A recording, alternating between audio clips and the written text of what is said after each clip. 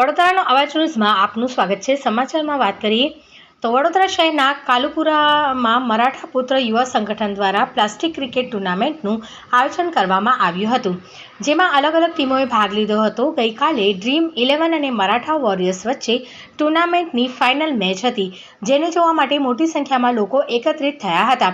Final match રોમાંચક બની હતી। ડ્રીમ 11એ ટુર્નામેન્ટની ફાઇનલ મેચ જીતી હતી। ડ્રીમ 11ને ટ્રોફી આપીને સન્માનિત કરવામાં આવી હતી।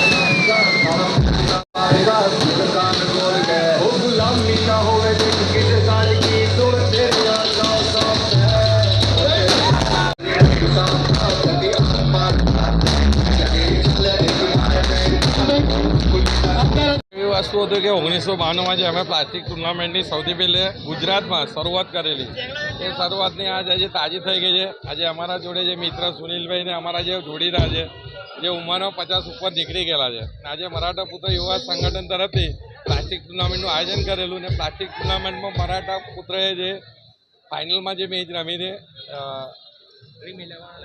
ડ્રીમ 11 અને મરાઠા વોરિયર્સ અને ડ્રીમ 11 તો વિજય થયો છે અને તેમને અમને ખૂબ ખૂબ શુભેચ્છા આપીએ છીએ।